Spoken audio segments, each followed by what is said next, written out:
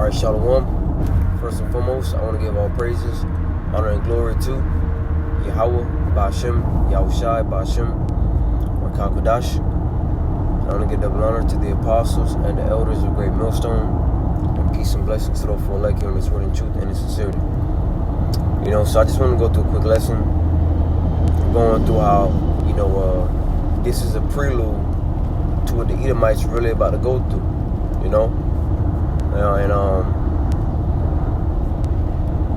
the things going on with the government shutdown and, what DJT is doing, Nero is doing, that's not only affecting Jake, but it's also affecting Esau, and, they're the ones that really benefited from, this system, because this was their kingdom, but now that their kingdom is fallen, their kingdom is at an end, they're starting to feel the pinch, they're starting to feel what oppression is like. And the crazy part is that they're feeling the oppression from their own rulers, from their own government. You got Esau crying on camera, the Edomite woman crying on camera, trying to figure out what she going to do from this point forward, because a lot of those benefits, Jake, lived off of those benefits, but Esau, benefited the most. SNAP EBT, warfare, So now they're scrambling because they don't know what to do. Okay, but this is a prelude to, really you're suffering, because you're gonna suffer, more in the kingdom of heaven. All right. This is Revelation chapter 13 and verse 9, and it says, "If any man have an ear, let him hear. He that leadeth into captivity shall go into captivity. He that killeth with the sword must be killed with the sword. Here is the patience and the faith of the saints."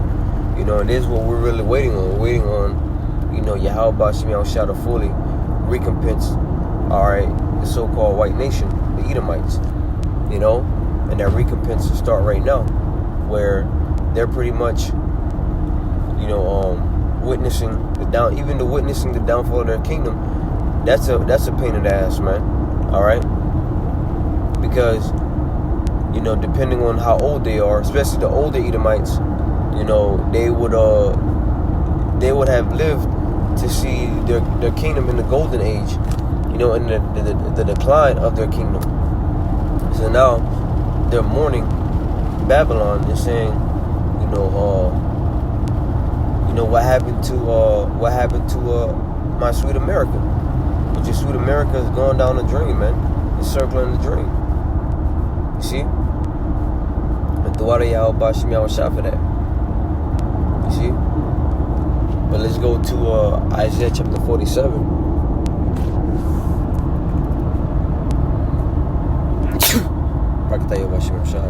Yeah, man, this is only a prelude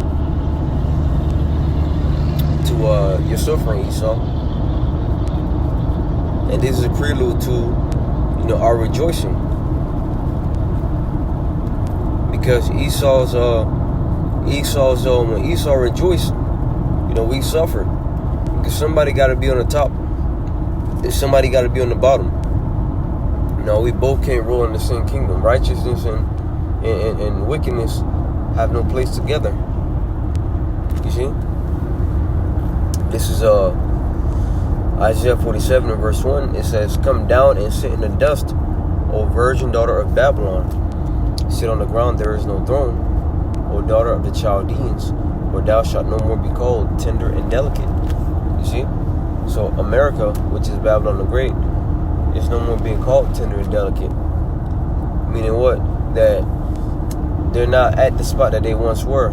And I mean militarily, they still they still number one, because Esau was blessed with the sword. But economically, they're circling the drain. Economically, they're pretty much going lower and lower.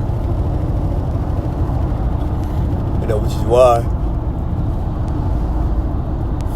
you see, these lower level Edomites, they scrapping for pennies, man. Now, of course, the elite, they're doing fine. They're doing just fine. Because they're the only ones benefiting from their kingdom. guess what? They're going to be the first ones into slavery. They're going to be the first fruits of captivity. Verse 2 says, take the millstones and grind meal, and cover thy locks, make bare the leg, uncover the thigh, pass over the rivers. Thy nakedness shall be uncovered, yea, thy shame shall be seen. I will take vengeance, and I will not meet thee as a man. You see? So, Yahushua, when he come back, he's going to take vengeance on Esau, on the so-called white nation. You know? So, the Lord's judgment, when he returned, that's gonna be his wrath upon the nation of Esau. And then not only that, the wrath is gonna continue all the way into the kingdom of heaven, man. Because they're gonna go through, the worst slavery a nation has ever gone through. And right now, the nation that's going through the worst slavery is the nation of Israel. When you read the book of Daniel, the 9th chapter, it says under the whole heaven. Let me get there real quick, Lord willing, it says that no other nation went through what we went through as a nation. But Daniel chapter 9 and verse 11, and it says, verse 11 says, yeah, all Israel have transgressed thy law, even by departing, that they might not obey thy voice, because all Israel sinned. It says that we have all sinned and come short of the glory of the Most High.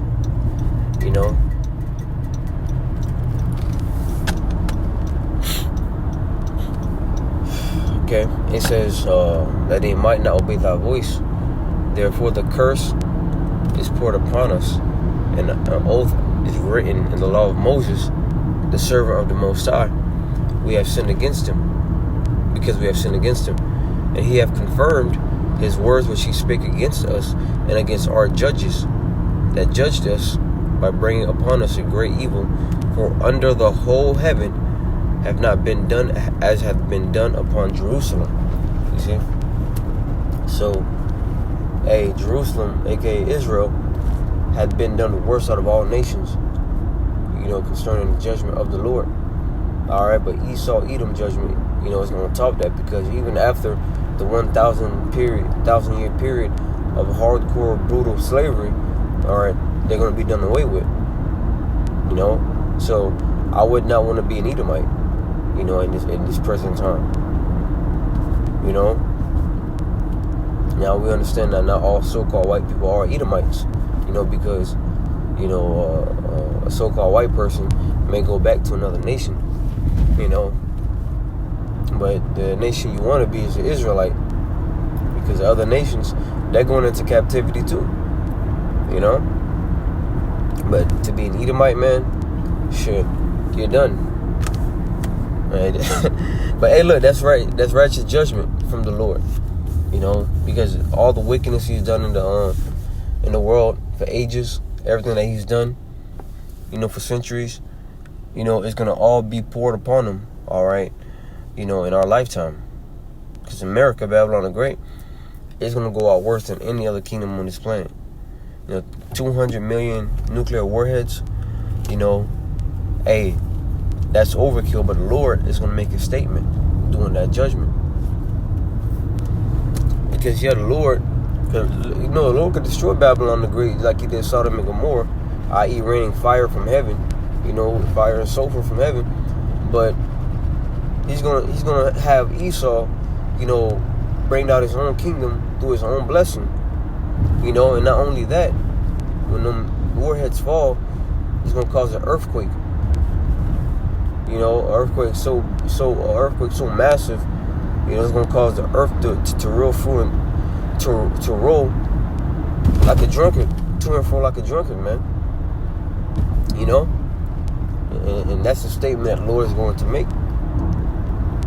So this is a prelude to Esau, Edom, the so-called white man's suffering, and they better expect more suffering to come moving forward. So, hey, Lord willing, this lesson was edifying.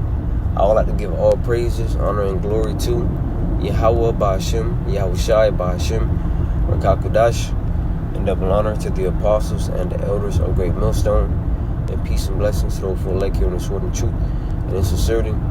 Until next time, I say shalom.